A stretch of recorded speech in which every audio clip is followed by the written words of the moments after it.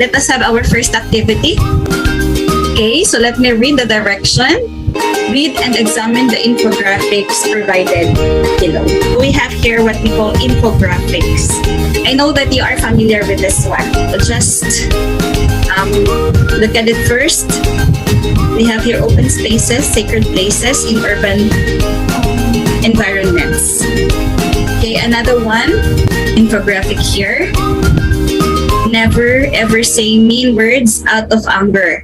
Your anger will pass, but mean words may scar a person for life. Listen, inhale, exhale, use kind words instead. Okay.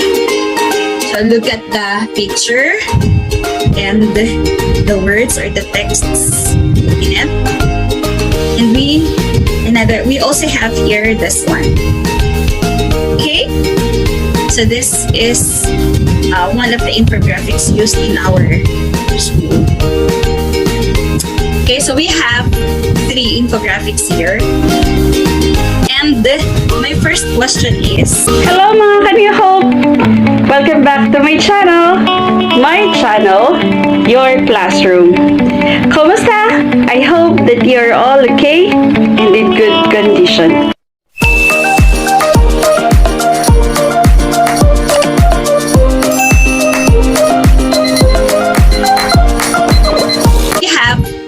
infographics here. And my first question is, what is this material all about? What do you think is the purpose of this material? Open spaces, sacred places in urban environments. When we say open spaces, what do you mean by it? Rachel? When we say open spaces, we are referring to a place wherein we can still move freely, okay? There are no lots of buildings or big buildings or buildings, houses. And when we say urban environments, what do you mean by urban environments? Urban.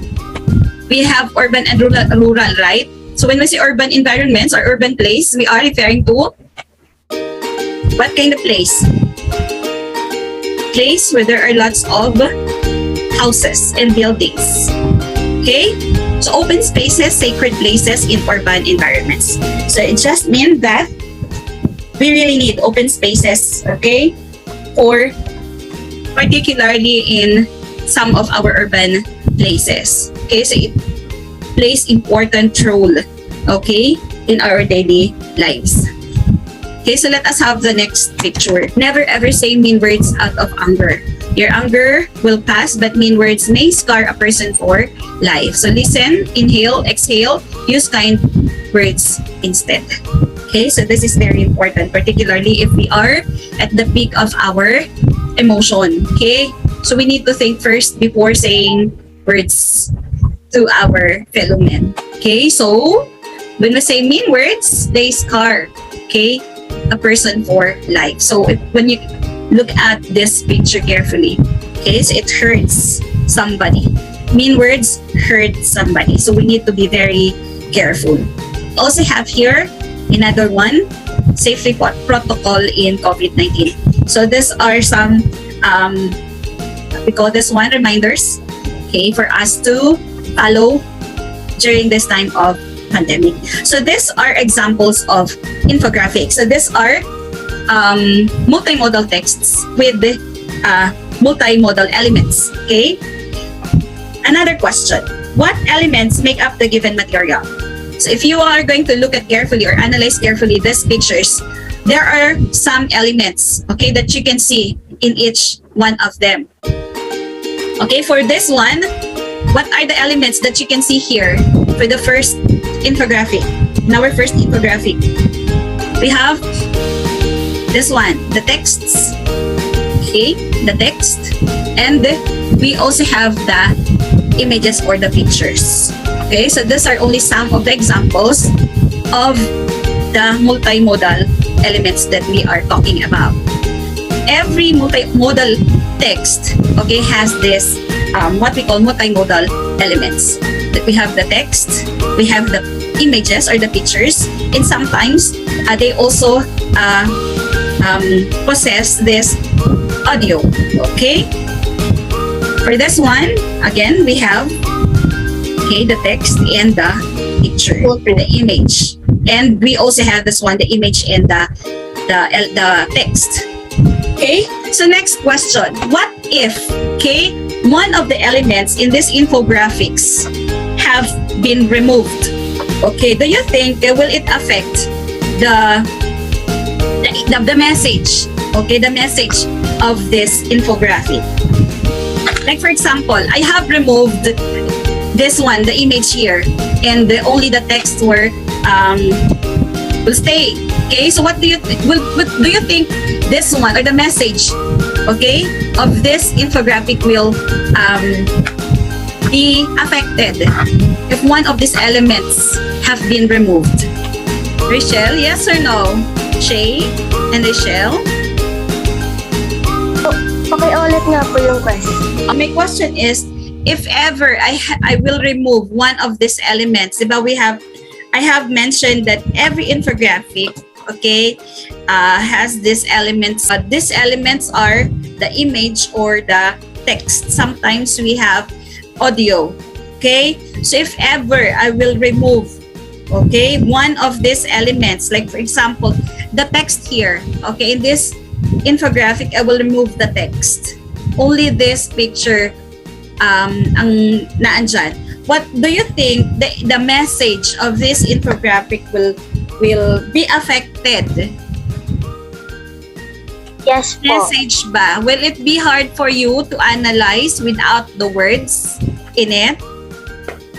Yes, ma'am. Yes, okay, so that's good. Very good. Okay, so in a multimodal text, when one of these elements, be removed, its message will be affected.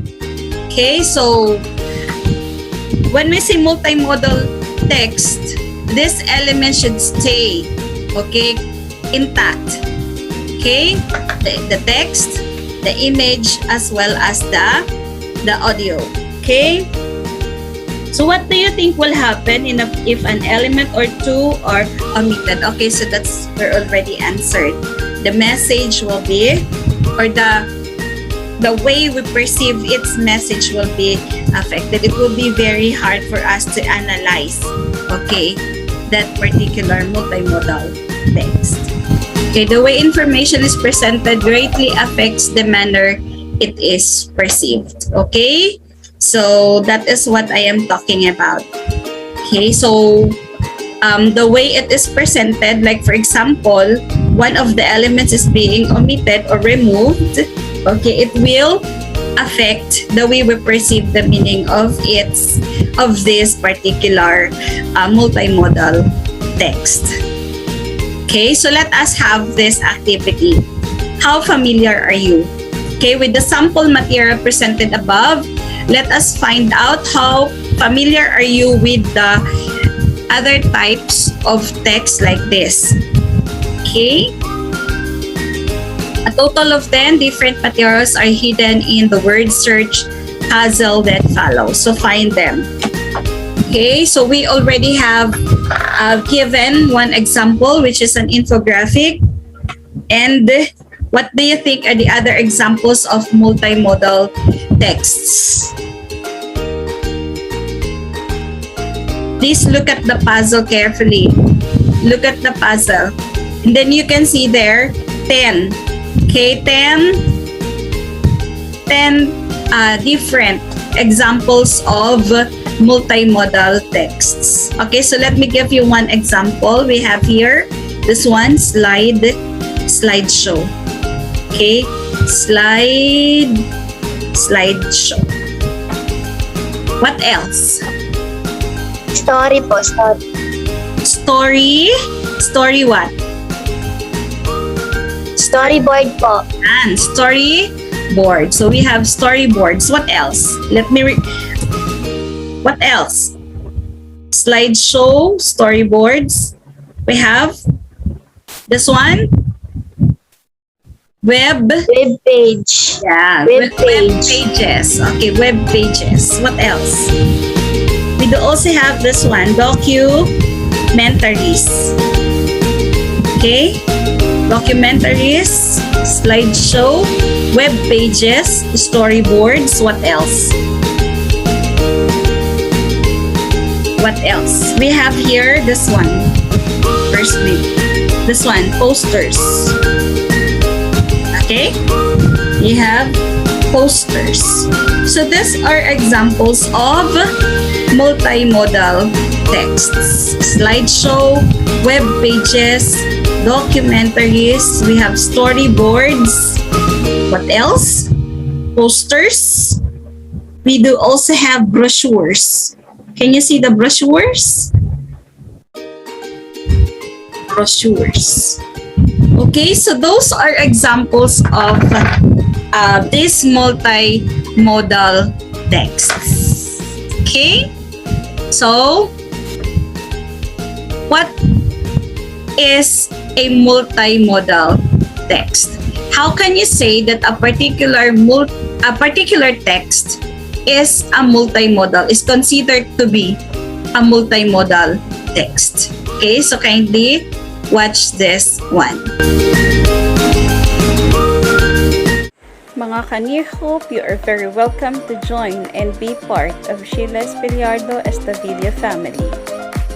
So be a member and enjoy the perks and benefits being offered. Check them out!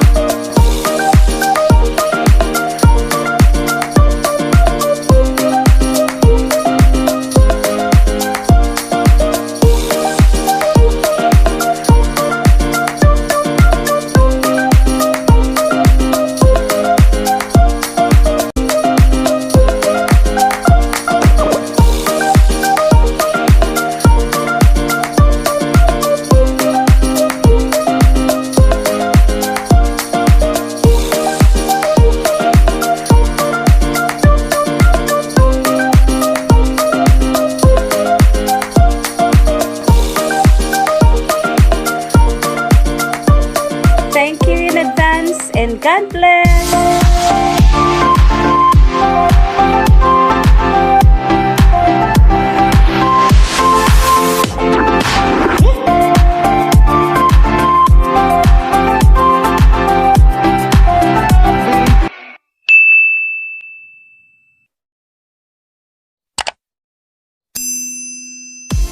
Please like, share, and comment down below.